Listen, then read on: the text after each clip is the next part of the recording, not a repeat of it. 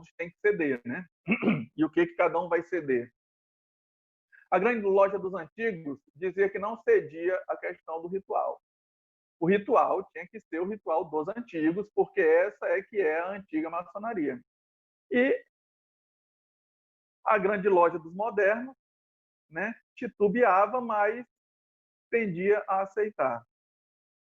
Entre outras diferenças, por exemplo, não havia entre os modernos o ritual de instalação do venerável mestre. Então, os veneráveis, os mestres das lojas dos modernos, não eram instalados, e dos antigos, sim.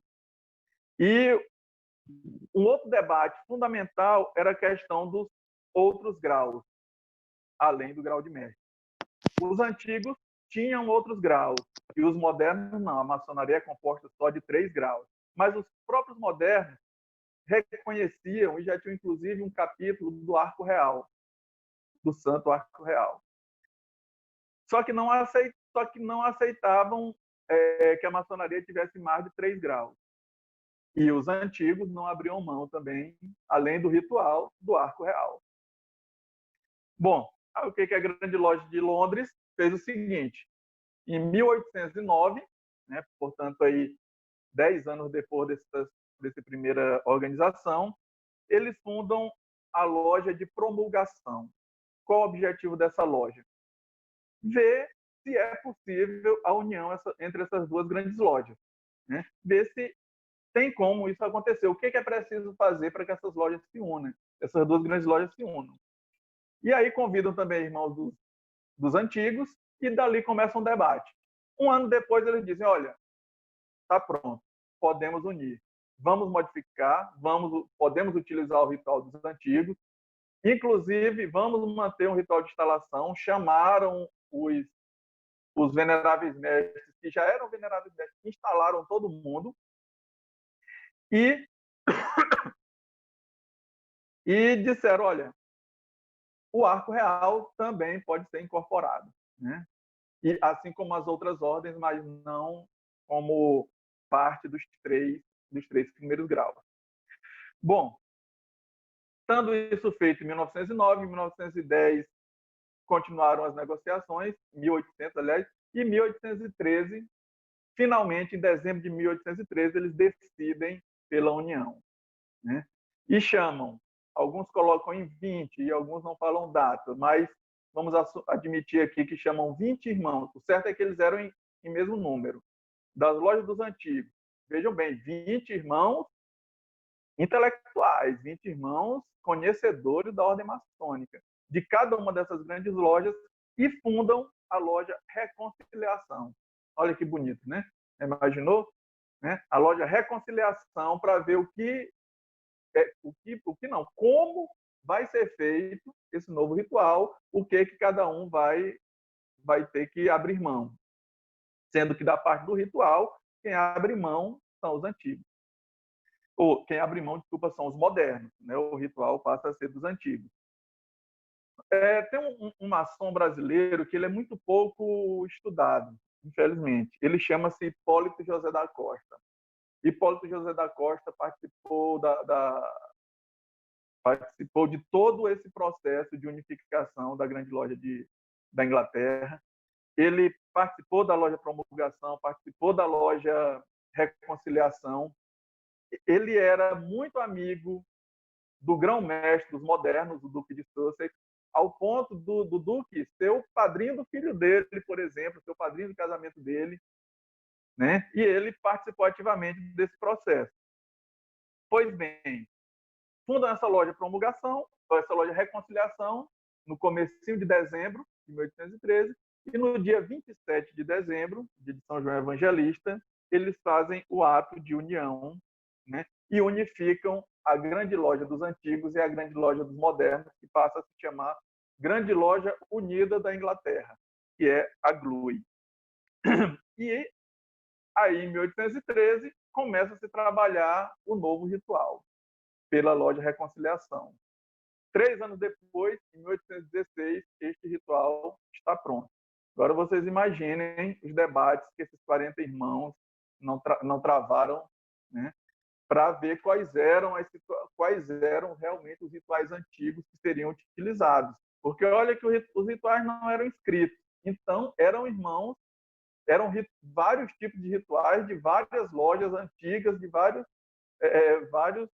várias compreensões diferentes para adequar aquilo em um ritual que todos concordassem.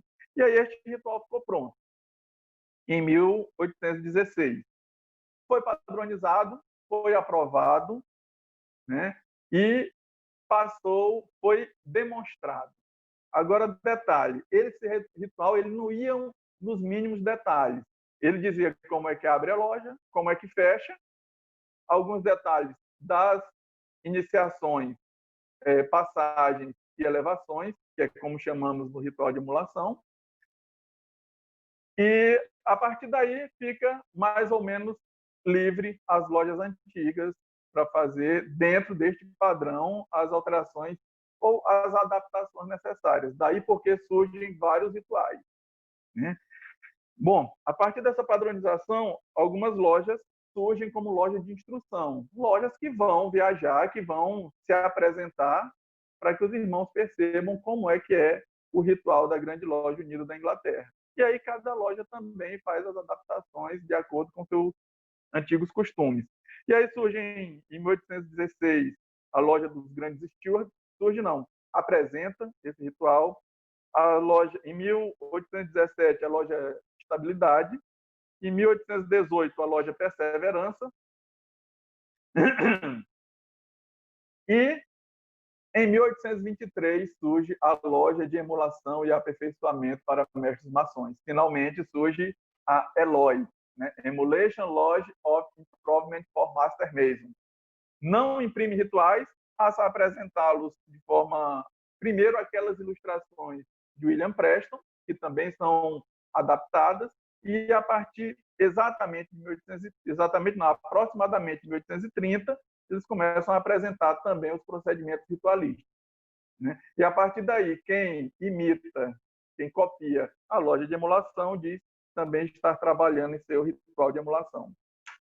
Mas vejam, os rituais não eram impressos, né? Tudo era assistido. Mas em 1835, sem autorização, o irmão Jorge Claret publica um ritual, um manual e ritual. E esse manual e ritual passa a ser usado por muitas lojas, né? E dá subsídio para que se imprima um outro ritual, que foi o Perfect Ceremonies of Crafted Masonry, né? Que é cerimônias perfeitas da arte maçônica. Na Inglaterra, eles não chamam rito, eles chamam craft. Craft, em português, seria arte, ofício, execução, trabalho. E aí, este ritual serviu de base para esse Perfect Ceremonies, e esse Perfect Ceremonies é o que se amplia pelo mundo como o ritual da loja de emulação, embora oficialmente não seja. Mais ou menos por volta de 1880, vários rituais passam a ser impressos, né? Como o Logic, West End, Oxford. Outros rituais vão sendo impressos e aí vai se tornando uma forma mais fácil de você trabalhar a partir de um ritual impresso. A loja de Estabilidade imprime seu ritual em 1902.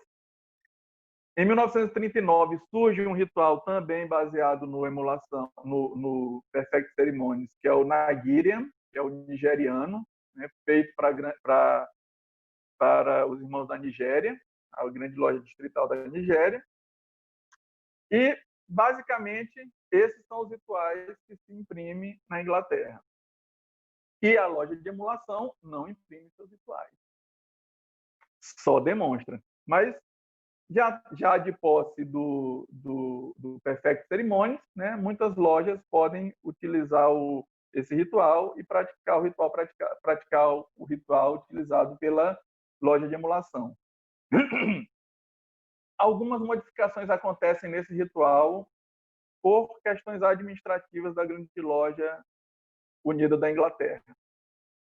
Que faz? Em 1964, a partir de um debate que acontece nos jornais, nos meios de comunicação, de críticas ao ritual maçônico, né? Aquelas velhas críticas que a gente reconhece de antimaçônico, falando de penalidades e tal.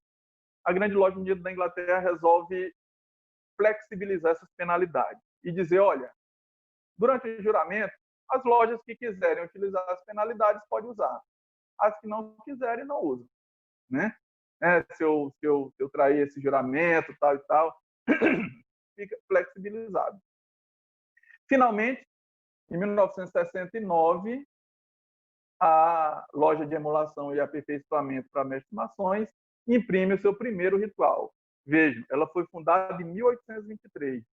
Só em 1969 ela imprime o seu primeiro ritual. Em 1986, um dia desse praticamente, a Grande Loja Unida da Inglaterra extingue as penalidades. Então, todas as lojas e todos os rituais que seguem a Grande Loja Unida da Inglaterra não pode fazer menção a penalidades em seus juramentos. Certo? Isso a partir de 1986. Hoje, tem mais de 40 rituais na Inglaterra e centenas de pequenos rituais que também recebem seus nomes próprios de acordo com as lojas. Bom, essa é a história de como surgiu, de como a história da loja de emulação, a partir da Grande Loja Unida da Inglaterra. Agora, quais as diferenças do ritual de emulação para os demais ritos, né? Principalmente para nós que praticamos aqui no Brasil? Como aqui no Brasil se pratica o predominante é o rito escocês antigo aceito, vamos fazer caracterizar o ritual de emulação a partir daí. Veja, você identifica por alguns cargos que existem no emulação. Por exemplo, o cargo de capelão, que é o responsável pelas orações. O diretor de cerimônia é um outro cargo também do ritual de emulação. A posição desses oficiais em loja. O venerável mestre senta-se de frente para o primeiro vigilante. De frente. Né? No centro do sul, fica o segundo vigilante. E de frente para ele, no centro do norte, fica o secretário. Né? Esse X aí, essa cruz que fica no centro da loja, é uma característica bem forte do emulação. As formas também de conceder as palavras, a forma prioritária são os chamados levantamentos. Então, ao invés de ordem do dia, tá, a palavra bem da ordem, na emulação se tem levantamento. Primeiro levantamento para tratar de tal assunto, os assuntos gerais. Segundo levantamento para tratar de assuntos regionais. E o terceiro levantamento para tratar da loja e de questões gerais.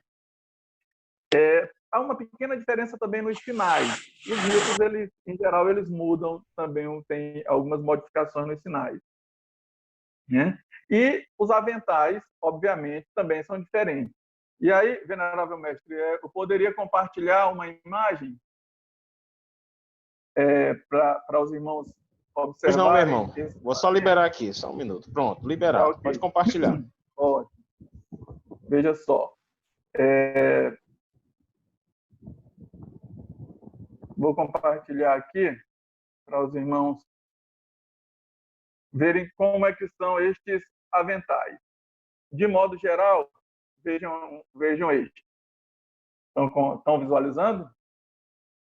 Os irmãos estão visualizando? Sim, meu irmão. Sim, sim.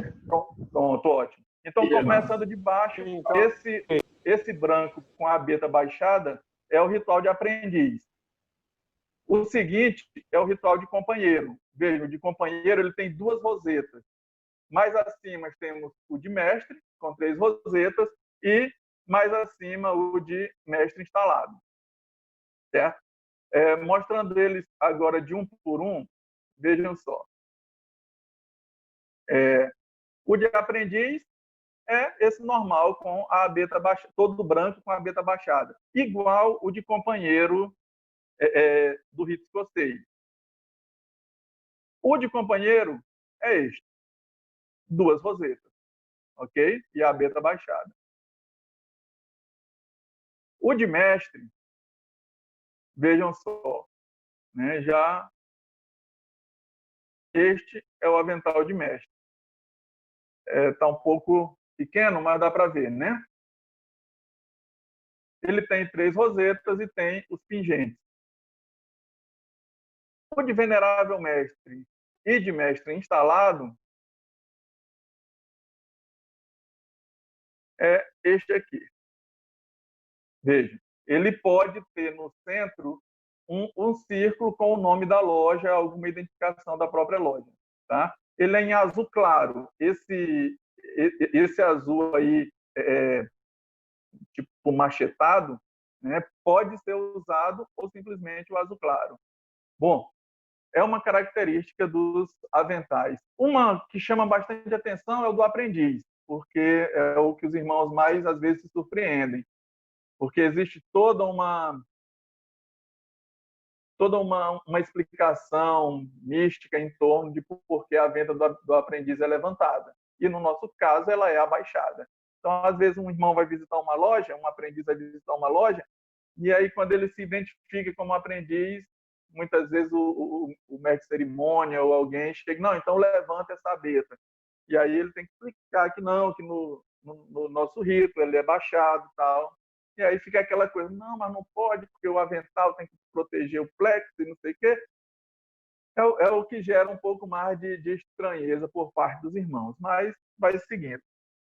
Existem algumas características de outros ritos que não tem na emulação. Por exemplo, na iniciação não existe a taça, certo? Não existe cadeia de união, não existe aquela divisão Oriente-Ocidente, é tudo em um plano só, né? Não existe a circulação, né? Os diáconos, diretor de cerimônia vão em linha reta para onde eles quiserem, sem precisar circular. Existe um esquadrejamento em determinados momentos do ritual, certo? Não é permitido o uso de balandral pelos irmãos do quadro, certo? Isso tem que ficar muito claro para os irmãos, né? Existem alguns ritos no GOB que não permitem o uso de balandral, né? É o caso do Adoniramita, por exemplo, é o caso do rito de York praticado no GOB, que é o ritual de emulação. Eu vou tratar disso um pouco mais à frente, sobre essa questão de nomenclatura. Mas o balandral não é permitido nesses ritos para os irmãos do quadro. Então, o irmão visitante, que o rito dele permita o uso de balandral, ele pode usar o balandral tranquilamente ao visitar as nossas lojas, certo? O irmão não pode ficar constrangido, eu não vou visitar porque eu gosto de usar balandral e lá não aceita balandral. Não, não aceita para os irmãos do quadro. E até mesmo para os irmãos do quadro, mesmo sem ser aceito, muitas vezes os irmãos e o próprio venerável, às vezes, se negocia, né, algum irmão do quadro para que possa usar, né? Mas, pois bem, o esquadro e o compasso, eles são colocados sobre a Bíblia de uma forma um pouco diferente, né? A ponta do esquadro cobre a ponta do compasso, né? E não ficam as pontas aparecendo. Não tem uso de chapéus para nenhum dos graus. Não tem uso de espadas dentro da loja. Só existe uma espada, que é a do guarda externo. Não tem bateria do grau. Não tem câmara de reflexões, certo? O rito também não tem os 3 pontinhos, né? O triponto tão comum no ritual de emulação não existe, né? Não existe o tríplice fraternal abraço, né? Não existe com esse termo, não existe nem com esse termo nem com nenhum outro, né? Não existe o TFA e nem o TAF do rito moderno, né? A forma de falar em loja também é um pouco diferente. Por exemplo, no início da sessão, após a abertura dos trabalhos, o diretor de cerimônia vai à frente da loja, vai ao centro da loja e saúda todas as autoridades, seguido por todos os irmãos, de acordo com o protocolo do Grande Oriente do Brasil. Então, se tiver lá o grão-mestre, deputado estadual, deputado federal, mestre instalado, nesse momento, toda a loja os saúda, sob comando do diretor de cerimônia. De modo que, quando o irmão pede a palavra, ele levanta e diz, faz o sinal, diz, venerável mestre, meus irmãos, diz, faz o sinal e começa a falar. Ele não precisa, eminente grão-mestre, deputado, poderoso irmão deputado, poderoso irmão grande secretário, venerável irmão deputado estadual, ilustres irmãos mestres instalados. Ele não precisa saudar ninguém, porque lá no início todos já foram saudados. Então, se o grão-mestre estiver presente e ele quiser fazer uma firula, ele pode começar. Venerável mestre, eminente grão-mestre, meus irmãos, meus respeitáveis irmãos. Não precisa nem saudar os vigilantes, basta o venerável mestre. Sendo que pode estar a autoridade que tiver, o venerável é sempre o primeiro a ser saudado. Não existe o cargo de orador. Existe o cargo, no caso do GOB, existe o cargo de representante do Ministério Público, que aí qualquer irmão pode ser eleito. E ele não tem um lugar específico, nenhuma ação no desenrolar da cerimônia, né? Ele é apenas alguém que fiscaliza o cumprimento da lei dentro da loja. Então, são algumas características do ritual de emulação. Eu fui convidado para assistir uma palestra da grande loja da Bolívia, onde eles praticam o rito de York, né? Ele, olha mesmo, vamos para o rito de York. Então, vai ter uma palestra do rito de York, o nosso irmão René, que é de lá, me convidou e muito satisfeito eu fui. Eu assisti via Zoom, né? Só que aqui as nossas palestras via Zoom e nossas reuniões de loja, pelo menos no GOB, ela não tem nenhuma forma de ritualismo, né? Ela é bem livre, né? Mesmo vamos debater assunto tal, com uma certa ordem, mas sem aquela ordem da liturgia. Mas essa loja da Bolívia, não, eles fazem, eles falam, né? Meu irmão, o que a gente deve fazer primeiro? Né? Então, na hora que começou, eu já, mesmo em espanhol, eu imaginava que seria o York americano, né? O ritual das lojas azuis. E porque, né, rito de York, eu imaginei isso. Mas quando eu comecei a ouvir, não, esse não é americano, isso é inglês. E justamente, irmão capelão, poder fazer a oração e tal. E aí eu tive e vi exatamente como faz, como é o ritual inglês, como é praticado lá. Pois bem, então, basicamente, isto é a história do ritual de emulação. Agora, não dá para tratar dele sem falar aqui do Brasil. Nós já estamos aí com quase 40 minutos, vamos avançar um pouco. Aqui no Brasil, não é diferente dos demais países da América Latina. Por exemplo, no Peru, na Bolívia, no Chile e em outros países, os trabalhos ingleses são chamados de rito de York. Certo? Isso desde o século XIX. Aqui no Brasil, a menção oficial que nós temos é a publicação em um jornal de 1835. Em 1835, eles já diziam: os maçons da Inglaterra, sob o rito de York, fazem isso. Isso era um texto sobre, eu acho que coleta para caridade, uma coisa assim. E até aí eu poderia colocar, mas então, em 1835 aqui já se chama os trabalhos ingleses de rito de York. Do mesmo modo é na Bolívia, no Peru.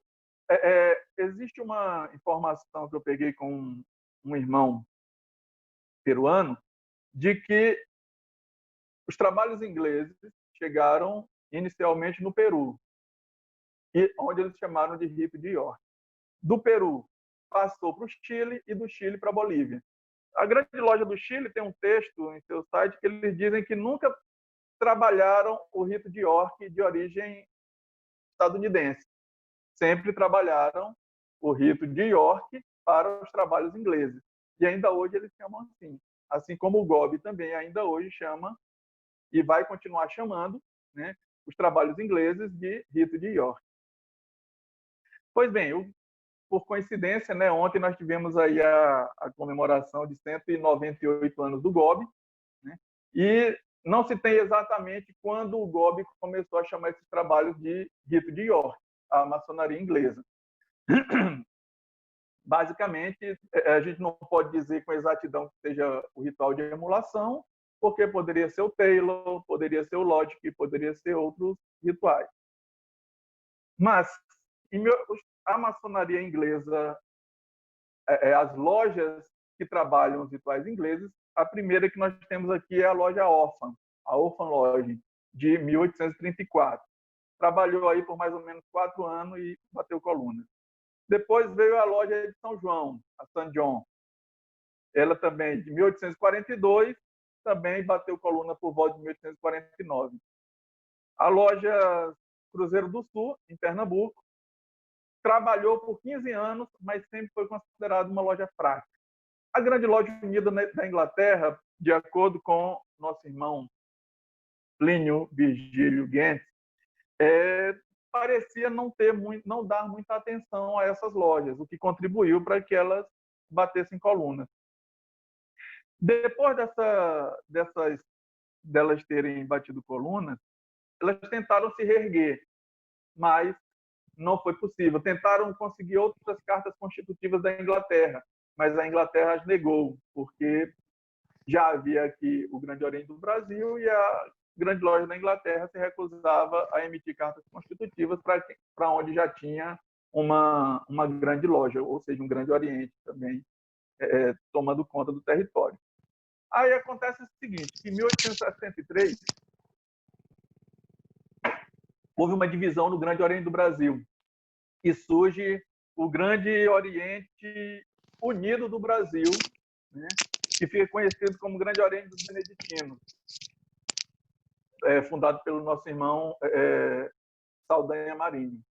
E é o que ele faz, ele se aproxima dos Estados Unidos e, na tentativa de conseguir um reconhecimento para este Grande Oriente, ele resolve praticar aqui no Brasil o rito de York de origem estadunidense.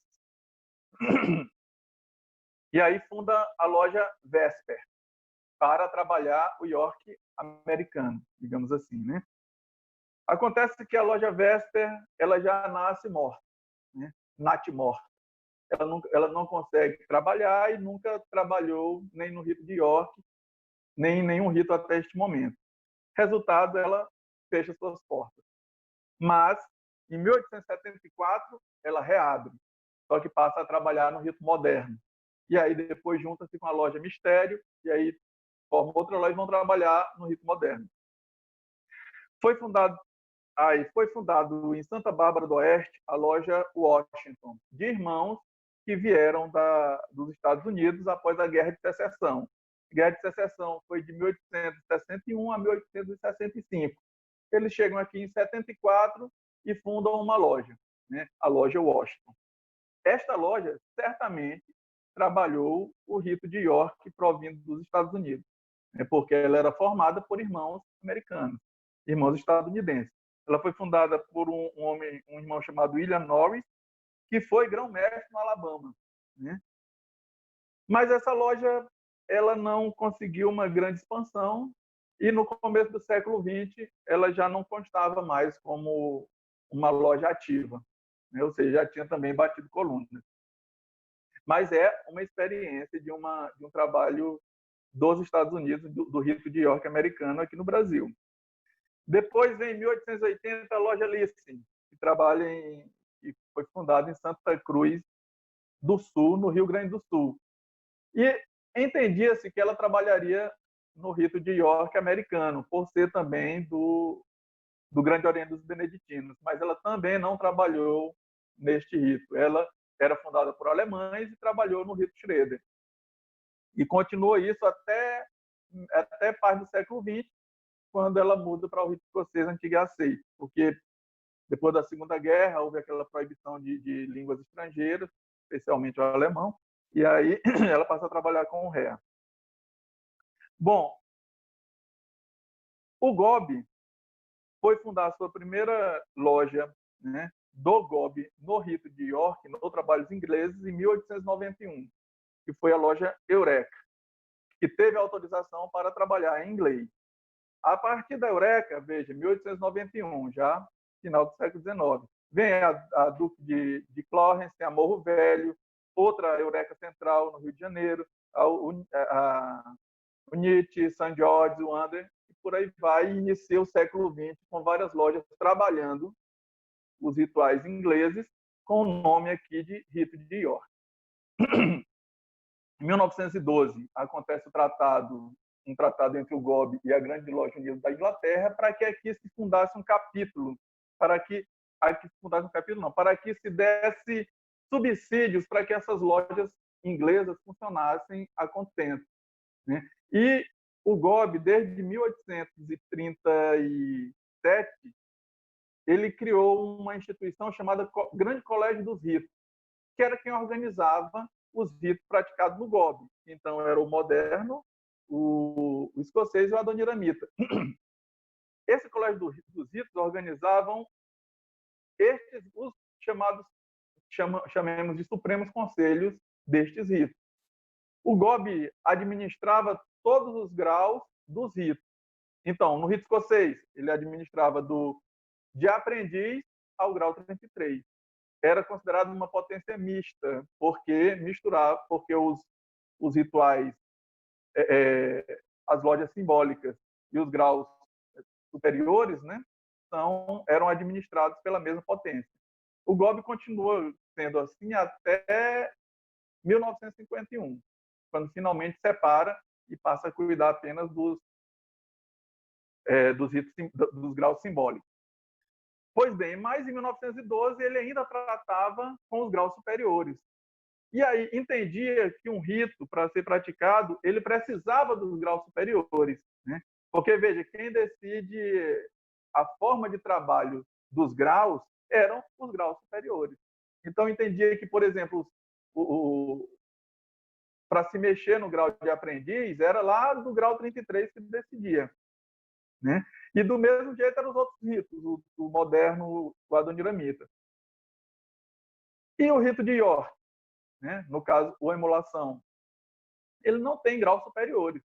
Ele tem o Santo Arco Real, que é uma extensão do grau de mestre. Ele não é considerado como um grau superior. Ele é considerado uma extensão do grau de mestre. É tanto que no GOB não é permitido o uso de medalhas de graus superiores em loja simbólica, né?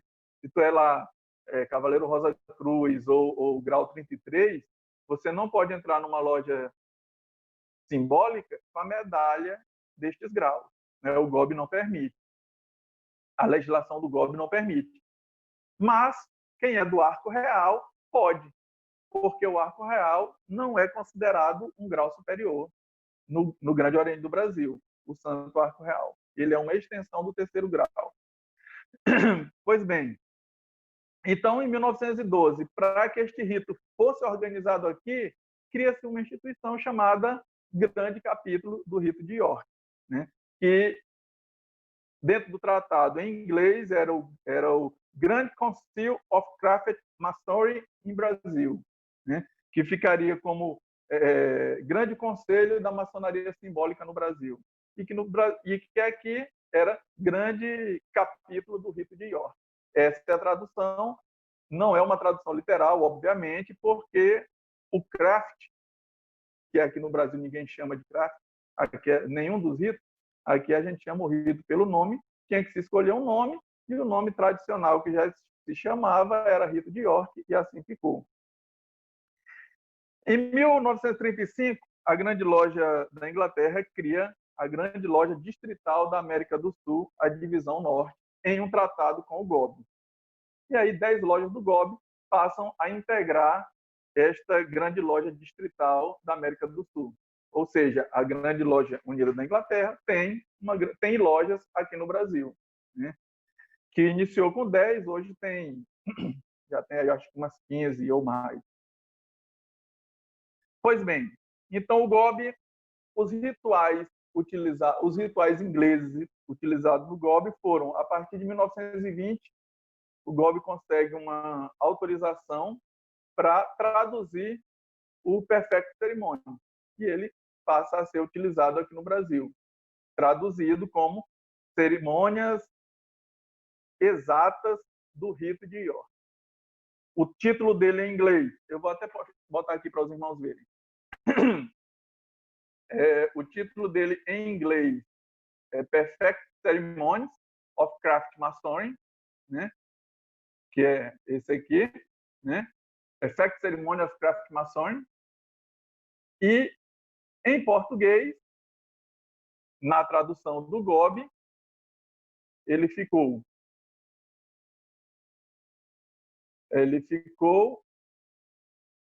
Cerimônias Exatas da Arte Maçônica, né?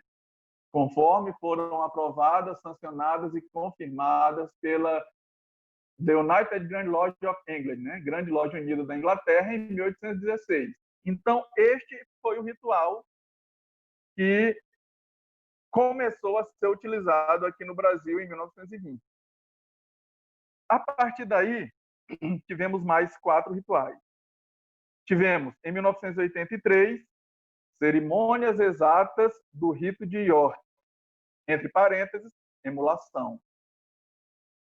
Em 1997, Cerimônias Exatas do Rito de York, entre parênteses, trabalho de emulação. Ele foi reimpresso em 2007, foi reimpresso em 2009, com o nome Cerimônias Aprovadas do Rito de York. Ritual de emulação praticado no GOB. É este aqui. Certo? Então, ritual, cerimônias aprovadas do Rito de York. Ritual de emulação praticado no GOB. Esse aqui deu um certo estresse para os irmãos. Por quê? Na página 17, ele diz assim: no Grande Oriente do Brasil, GOB, foi impropriamente denominado de Rito de York o sistema maçônico que segue estritamente as práticas inglesas, de um modo particular, observando-se as cerimônias tradicionais do denominado emulation working, trabalho de emulação. Ou seja, no ritual do GOB, está dizendo que é impróprio chamar Rito de York a esses trabalhos ingleses. Agora, vejam, com praticamente 200 anos, que a gente chama assim, alguns irmãos estranharam bastante quando esse ritual foi aprovado pelo GOB, porque não o consideravam como impróprio. É a forma tradicional como o GOB sempre chamou os trabalhos ingleses. Agora, infelizmente ou felizmente, esse ritual ele tem uma série de erros, que são de erros, tanto erros de escrita como não erros ortográficos, mas de coisas que não deveriam estar do modo como estão, né? Por exemplo, tem momento que ele manda você apagar a vela, depois manda outra pessoa apagar a vela que já foi apagada e coisas do tipo. E nessa mesma página, ele diz que a Emulation Lodge se reúne semanalmente às quartas-feiras. E não é às quartas-feiras, é às sextas-feiras. Só para vocês verem como este ritual ele tem alguns problemas do modo como ele foi escrito. Bom, finalmente, 2020, temos um novo ritual para o rito de York do GOB, né? Veja que o Perfect Ceremony chama Cerimônias Exatas do Rito de York, emulação. E depois, trabalho de emulação, Cerimônias Exatas do Rito de York, trabalho de emulação. Esse aqui, Cerimônias Aprovadas do Rito de York, ritual de emulação praticado no GOB. O novo ritual, de 1920, ele já está pronto, ele já foi, inclusive, para que os irmãos, já está disponível aos irmãos do GOB para serem avaliados, antes de ser aprovado pelo grão-mestre, que se faça uma lei e ele seja impresso. O nome é Rito de York do GOB. Pronto. E dentro, no texto de introdução, etc., explica essa questão histórica e tradicional de por que ele é assim chamado. Vejam bem, desde o início do século XIX, que no GOB ele é chamado Rito de York, aos trabalhos ingleses, especificamente ao trabalho de emulação, ao ritual de emulação. E isso nunca foi problema para o GOB, como não era problema também na Bolívia, no Peru, no Chile e em outros lugares. Mas, de alguns anos para cá, isso tornou-se um problema, porque foram implantados aqui, né, eu acho que desde os anos 2000, começando em Rondônia, Paraíba, Pernambuco, etc., os rituais das lojas azuis dos Estados Unidos, né? Que lá, na maioria das grandes lojas, é chamado também de craft, ou de ritual das Blue Lodges, das lojas azuis, e que aqui no Brasil é chamado de rito de York, né? Existem lojas, grandes lojas dos Estados Unidos, que também chamam de rito de York, a partir dos graus simbólicos, né? Eu já olhei 2 ou 3 que chamam, né? Então, não tem esse dizer, não, mas lá nos Estados Unidos não chama. O que acontece é que nos Estados Unidos só tem praticamente os graus simbólicos são um rito só, né? com variações, mas com variações de uma grande loja para outra, porque o ritual ele é também resumido, mas tem grandes lojas que chamam a partir dos graus simbólicos de o monitor de web completo como rito de York. Aí o que acontece? A partir daí começou um pequeno conflito aqui no Brasil. Infelizmente, alguns irmãos não tiveram, vamos dizer, não tiveram traquejo na hora de tratar desse assunto e começaram a dizer, olha, o legítimo rito de York é o rito americano. Que rito você pratica em sua loja? Eu pratico o legítimo rito de York, ou o verdadeiro rito de York. Ora, quando você chama o seu rito de o verdadeiro ou de o legítimo, você acaba dizendo que os outros, implicitamente, que os outros não são legítimos. Então, portanto, se o rito de York, trabalhado aqui na Fidelita, aqui no Maranhão, é o legítimo rito de York, o rito de York, trabalhado na José de Ribamar Guimarães de Souza, não é legítimo, não é verdadeiro. E aí isso causou um conflito entre os irmãos, né? Porque muitos irmãos do GOB se sentiram agredidos é igual dizer, tu é de qual potência? Eu sou da grande loja, a legítima maçonaria do Maranhão, entendeu? Ou dizer, eu sou do GOB, a verdadeira maçonaria do Maranhão. Bom, isso não soa bem para quem ouve, né? E do mesmo modo, dizer que há um rito de York legítimo também não soa bem para que os outros não fossem. Aí o que acontece?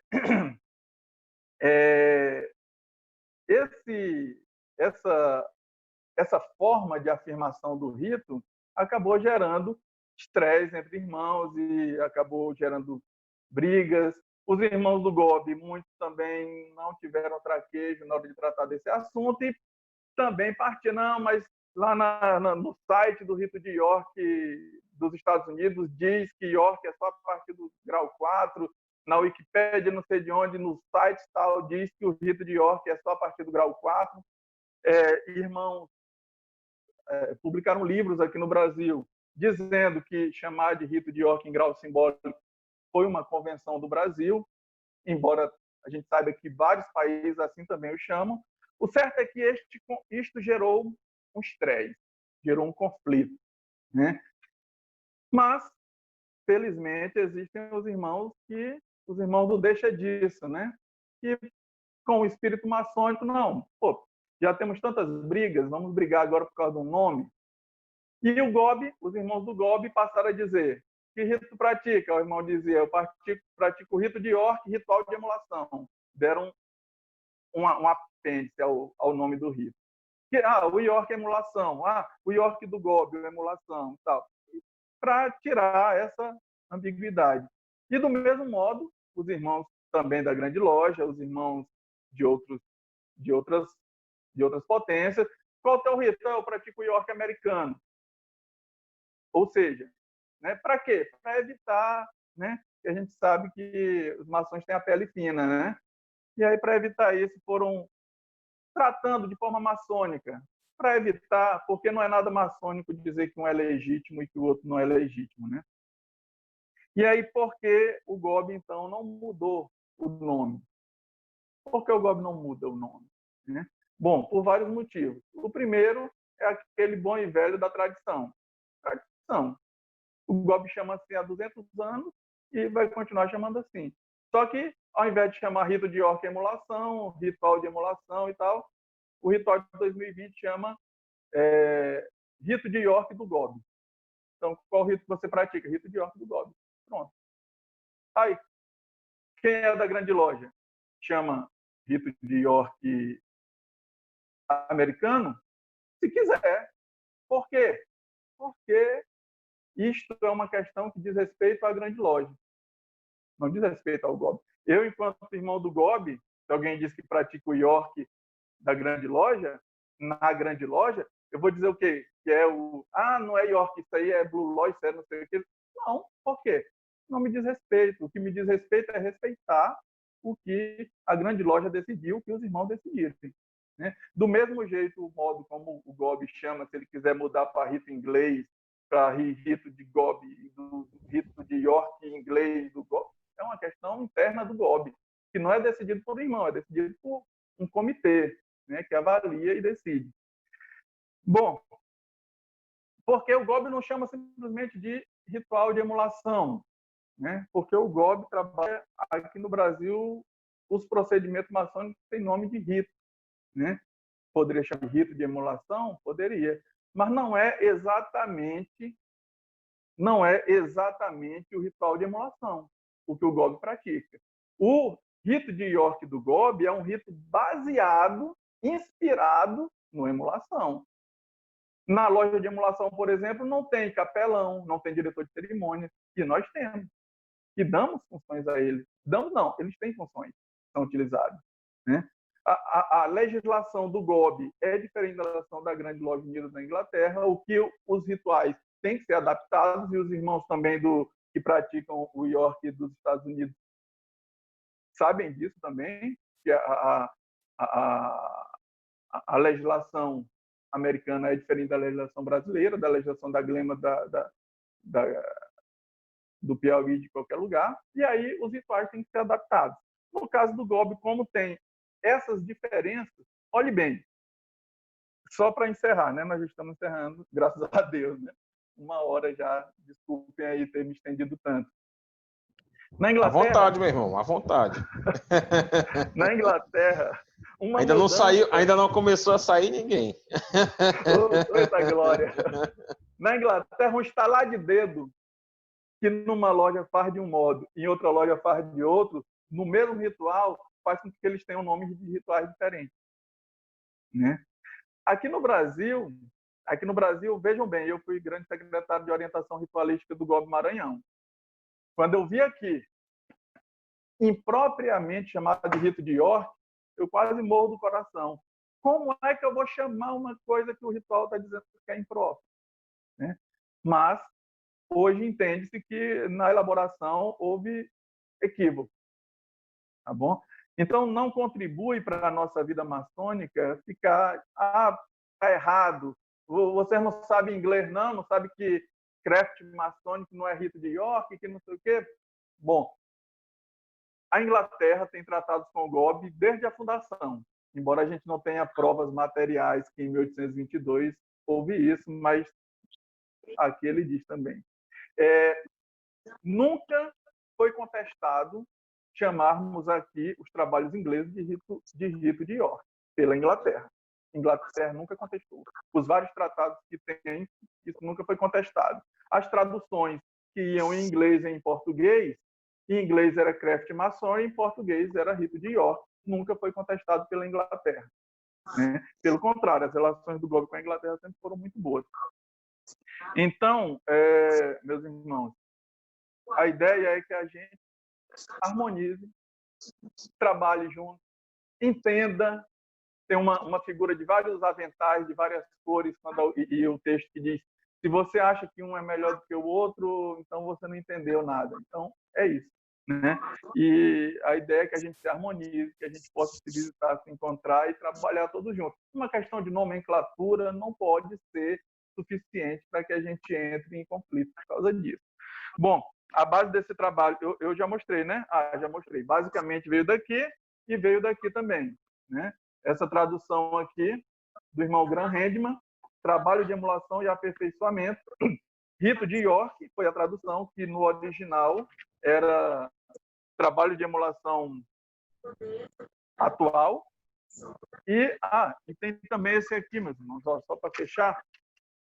Não tem o livro, ele só tem em inglês. Em português, é uma tradução do irmão Luiz Carlos Melo, do Herbert Iman, Trabalho de Emulação Explicado. Ele não pode ser veiculado, porque ele foi feito uma tradução muito específica para que alguns irmãos tivessem acesso. Muito obrigado pela atenção de todos e estamos abertos agora para os questionamentos. Muito bem, a gente agradece a exposição do nosso irmão Giniomar, uma exposição bem cronológica, não é? Desde a origem, desde como se iniciou a maçonaria especulativa até o ritual de emulação, né? Então, foi bastante esclarecedora. Meus irmãos, está aberta as intervenções. Os irmãos que quiserem fazer alguma intervenção, é só dizer, ou colocar aí no chat que quer se manifestar, ou pedir a palavra para a gente só fazer a ordem aqui das falas, tá certo, meus irmãos? Não está aberto. O irmão Ricardo Chaves é o primeiro. Mais algum irmão? Mais algum irmão gostaria de usar a palavra? Então, irmão Ricardo Chaves, você está com a palavra. Boa noite a todos. É uma grande alegria estar participando dessa reunião virtual. Quero parabenizar nosso irmão Giniomar pela brilhante aí apresentação. Ele, mais uma vez, mostra muito conhecimento a respeito do assunto. Algumas vezes temos conversado sobre o Rito York e eu fico somente na escuta, e sempre aprendendo muito. Essas iniciativas são maravilhosas, são muito boas. Espero que aproveitemos bem mais as reuniões virtuais, porque está sendo uma forma da maçonaria se manter ativa e também matar um pouquinho a saudade dos irmãos, né? Que é uma forma de nós estarmos também, de certo modo, escutando, vendo, e mesmo não podendo abraçar, mas aqui perto. Meu irmão Giniomar, parabéns aí pela excelente apresentação. Eu peço desculpa que eu não peguei toda, quando eu estava aqui com as netas, e quando minha filha chegou, foi que eu pude me dedicar mais ainda peguei bastante coisa da sua apresentação. Mais uma vez, fiquei impressionado com a riqueza de detalhes e a maneira realmente como foi colocado o assunto. Estamos todos de parabéns pela oportunidade. Um grande abraço, aproveito para desejar uma boa noite para todos e que o grande arquiteto do universo nos abençoe com muita saúde e muita paz. Um grande abraço.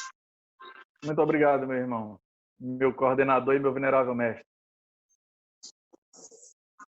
O irmão Ricardo Chaves é de qual loja, de qual Oriente? Eu sou do Oriente de São Luís do Maranhão, GOB. Sou atualmente venerável mestre da loja Cavaleiros de Aço, aqui de São Luís. E tenho a honra também de ser o coordenador do Bode do Asfalto.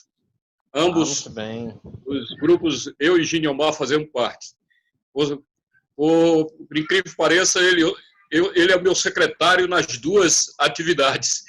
Então, estamos muito envolvidos aí, muito próximos.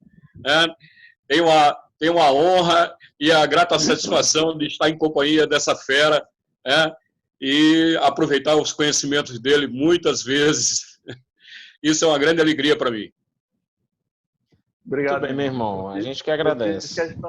Fiz questão, inclusive, de usar aqui a camisa dos Bodes do Asfalto, porque é uma instituição que junta irmãos dos três grandes grupos maçônicos, do GOB, da CMSB e da Comab, e representa muito essa união que os maçons têm, no nosso caso, em torno do motociclismo.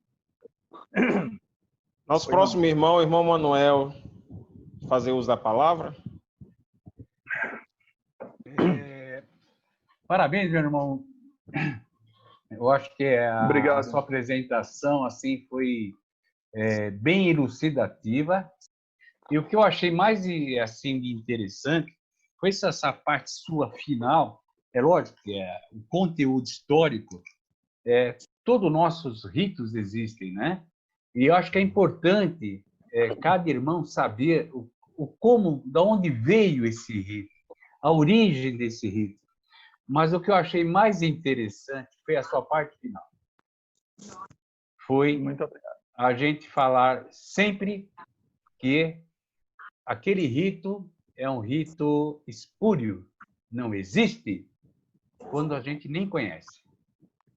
Eu até gostaria que você, se você tiver a oportunidade de me esclarecer, eu tive um conhecimento que no rito de York, praticado nos Estados Unidos, o irmão ele só frequenta a loja quando de fato é mestre. Ele, como aprendiz, companheiro, ele é, através do seu mentor, orientado. Daí, quando ele vai para companheiro, ele comparece em loja.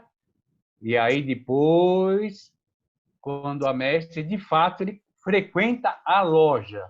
Não sei se isso procede. Se o irmão puder até elucidar isso para mim, agradeço. E parabéns, Júnior. O trabalho assim, a sua exposição foi de uma história rica em detalhes, que eu acho que para todos os irmãos nos deu assim uma satisfação muito grande de estar vendo e detalhes que eu particularmente até desconhecia. Parabéns. Obrigado. Editor. Meu irmão Manuel, eu não, infelizmente, meu conhecimento sobre o rito de York, ele é americano, ele é pequeno, né? Ele vem basicamente dos trabalhos do Kenio Ismail e do irmão João Guilherme. Mas o que acontece nos Estados Unidos, assim como na Inglaterra, é que não tem interstício, né? Então, e a maioria das sessões são mensais. Tem loja que é bimestral. Então, o irmão inicia numa sessão, ele é iniciado, na outra sessão ele já é elevado, na outra ele é exaltado. Ou seja, as lojas trabalham, em geral, só no rito, só no grau de mestre, porque nos graus de aprendiz e companheiro é só para iniciar e passar, né? Iniciar em aprendiz e passar para companheiro. E depois para mestre, e pronto. E aí a loja é composta só de mestre, a partir daí as sessões só de mestre, basicamente. Isso é o que eu sei, mas os irmãos aí que praticam o rito de York podem esclarecer mais também. Muito obrigado pela sua participação e sua presença. Grato, irmão. Irmão Mauro Lerai, nosso parceiro dessa série dos ritos maçônicos, está com a palavra. Na sequência, irmão Horácio. Meu venerável mestre, irmão Eliésio, muitíssimo boa noite, obrigado pela concessão da palavra. Já começo aí saudando e querendo muito poder dar um grande abraço. Infelizmente, a pandemia não nos permite, no irmão Juniomar, e qual eu estendo a todos os irmãos, e um muito caloroso e especial, meu irmão Serjão, que eu chamo carinhosamente Serjão, irmão Sérgio Reis, lá de Belém, né, que muito participou dos trabalhos da minha loja mãe aqui no Oriente de São Luís, quando passou alguns anos trabalhando aqui. Chegou até a passar um Réveillon comigo e com a minha família. É muito bom ouvir a voz dele novamente, apesar de não ter. Inclusive, como disse no chat aí, nosso irmão Serjão foi um grande, talvez um principal responsável por hoje nós termos os graus superiores aí, né? Principalmente o capítulo do Real Arco e o Conselho Críptico aqui no estado, porque ele foi um militante junto com grãos mestres diferentes aqui da Gama, tentando convencê-los, né? Já que muito mais grave, meu irmão Juniomar, do que brigar por uma simples nomenclatura, eram alguns grão-mestres que achavam que a maçonaria era só o rito escocês, né? Então a gente tem muita resistência. A grande loja ficou mais de 50 anos aqui só com rito. E nosso irmão Serjão, que hoje veio lhe prestigiar, o Juniomar, ele foi fundamental nisso. Ele, com o capítulo Grão-Pará, veio com todo um grupo grande de irmãos, as suas próprias expensas nos ajudar, vieram aqui para fundar o nosso capítulo, depois do workshop, em que o nosso irmão Kenio Ismail, né, e o João Guilherme tiveram aqui conosco também. Acho que você estava, inclusive, nesse workshop. Exatamente. Está autografado aqui os dois. Exatamente. Então você deve lembrar aí que o nosso irmão Sergião, de fato, ele foi muito importante para isso. Eu acho que maçonaria também é história. E, meu irmão, você está nos nossos corações e na história da maçonaria do Maranhão. Viu, meu irmão Sergião? Obrigado por estar aí hoje. Bom, antes mesmo de parabenizar o irmão Giniomar pela excelente palestra, dizer ao nosso irmão que estava com essa dúvida anterior, que é muito na linha do que o Giniomar falou, né? Só que hoje já tem a grande loja de Nova York, por exemplo, na última visita da comitiva aqui do Brasil, inclusive que o nosso irmão Kenny esteve presente, o nosso irmão ex-grão-mestre lá de Rondônia também, enfim. Assim como a grande loja da Inglaterra tem lojas distritais no Brasil, né? A grande loja de Nova York, por exemplo, e algumas outras grandes lojas dos Estados Unidos têm lojas de maçons brasileiros, né? São as Brazilian Lodges, inclusive em que tudo é praticado em português, né? Exceto quando tem algum delegado do grão-mestre, alguém, obrigatoriamente eles têm que fazer todo o ritual em inglês. E por conta de influência dessas lojas, eles acabaram se convencendo, por conta da maçonaria ser tão diferente no mundo todo, né, de desenvolverem alguns rituais para aprendizes e companheiros. No município web, né, você não tem elevação e não tem exaltação, né? É recebido o aprendiz maçom, passado a companheiro e elevado a mestre, são os termos que eles usam. E aí, realmente, eles só se preocupavam com os mestres, né, Giniomar? Porque, como não tem intertício, era exatamente isso. Mas aí, por conta dessas influências, não só dos brasileiros, mas das lojas latinas, né, eles começaram a criar rituais. E vale dizer que a gente está falando da grande loja de Nova York. Nos Estados Unidos, cada grande loja é independente entre si, assim como no Brasil, mas lá elas são independentes mesmo, totalmente, algumas até com landmarks diferentes, enfim, é totalmente diferente. Isso sem falar das grandes lojas Prince Hall, né? Que são grandes lojas aí do sul americano, basicamente criada por negros e frequentada por negros. A maçonaria, o racismo, né, nos Estados Unidos é algo institucionalizado com o passar dos séculos, né? E a gente vê isso até na maçonaria, né? Uma ruptura, por assim dizer, entre as grandes lojas e as grandes lojas Prince Hall. Enfim, é só para colaborar. Mas voltando, parabenizar o irmão Giniomar, eu até brincava com o Eliésio aí no WhatsApp. Eu disse, porra, que horas que o Giniomar vai começar a falar da emulação? Porque ele passou de uma aula de história primeiro, né?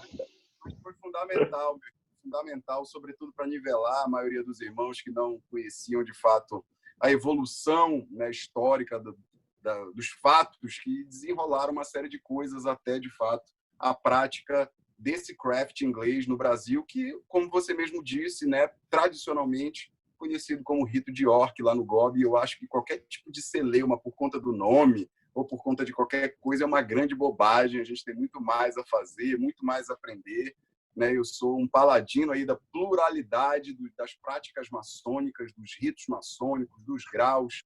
Eu acho que a maioria dos maçons brasileiros tem até concepções diferentes sobre o que é maçonaria. Isso é muito o conhecimento ele é muito raso e por isso há tantas discriminações, meu irmão Giniomar, tanto preconceito entre uma prática e outra, porque eles acham que a maçonaria no mundo é a maçonaria que se pratica aqui, né? E a maçonaria no mundo está discutindo outras coisas, muito além do que a maçonaria brasileira. Enquanto a gente está brigando por nome, lá estão se discutindo, por exemplo, a pluralidade de gênero, né? A troca de sexo, aquele que mudou de gênero, etc.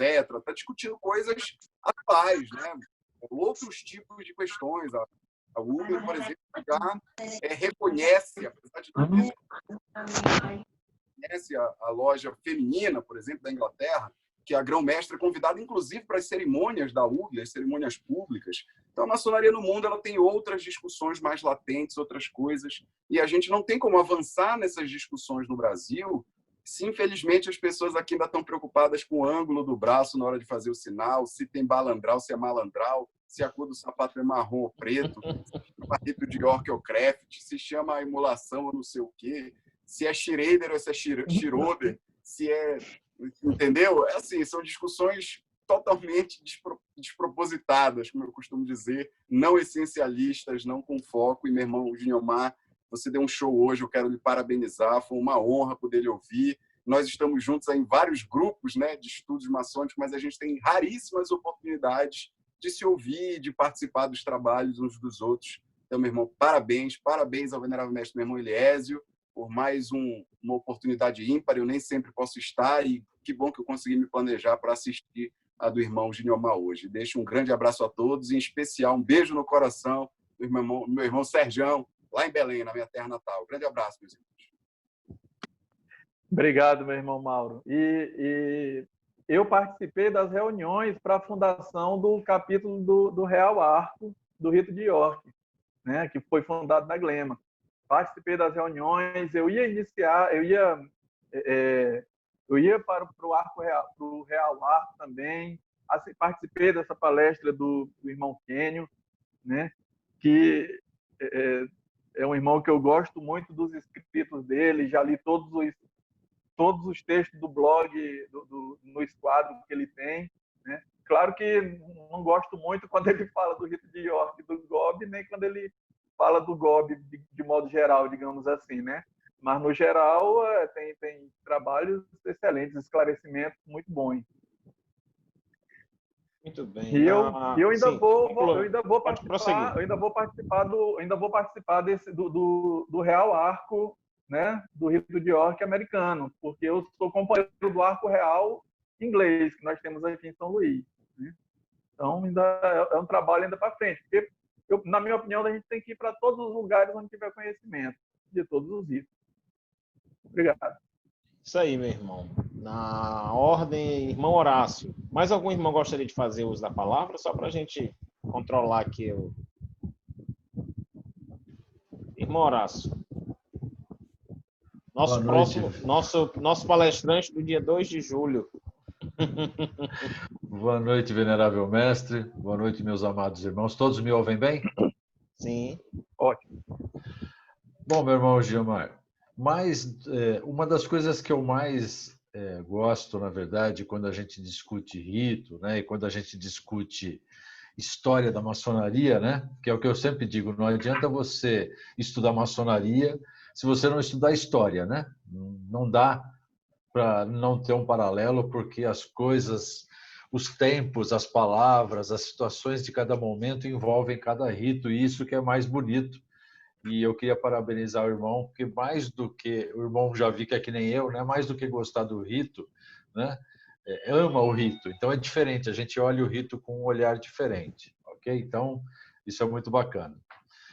Eu fui iniciado, elevado e exaltado pelo Grande Irene do Brasil, né? Numa loja no interior aqui do estado de São Paulo, em São José do Rio Preto, né? Hoje sou irmão da GLESP, né? Da Grande Lojas Maçônicas aí do estado de São Paulo, né? Pratico o rito São João, que vai ser outra briga dia 2 de julho, né? Como diz o meu irmão Manuel, todo mundo fala que é espúrio, mas ninguém sabe o que é, né? Nós estamos numa cidade tremendamente, num estado tremendamente escocista, né? Então, aqui só tem o rito escocês antigo e aceito, o resto é resto, né? E os meus amigos do Schroeder, como diz o nosso irmão Mauro, acabou de sair aí, né? A gente está sempre muito junto, porque os ritos são muito parecidos, né? Então, e isso dia 2 vai ficar bastante claro. Mas, enfim, eu admiro demais, Gilemar, né? As pessoas, quando vão atrás da história, do desenvolvimento do rito. Isso é que é o mais bonito. Então, é muito gostoso assistir uma palestra de que quem está falando, mais do que falar do rito, ama o rito. Isso que é muito importante, da história que ele tem e o que envolve os irmãos que estão dentro dele, né? Preciso salientar que uma das coisas que eu mais gostei do irmão Giliomar foi que os irmãos, né, ultimamente têm pele fina, né? Meu irmão, perfeito. Vou copiar e colar, como diz aqui, né? Os irmãos, é muito mimimi, né? A gente, né, cansou disso, na verdade, né? Acho que está na hora da gente ter mais homens do que outra coisa. E como diz o irmão Mauro, né? Quando você discute rito, é muito bonito, porque cada um representa um segmento de um período dessa história, né? Quando você volta na história aí, eu vou trazer algumas datas que são praticamente muito parecidas com a dos ingleses aí, né? Como o seu rito, na verdade, viu, irmão Giliomar? Mas o mais importante é o fundamento, na verdade, do rito, o fundamento da maçonaria, que é uma das coisas que a gente perdeu o foco no nosso país, né?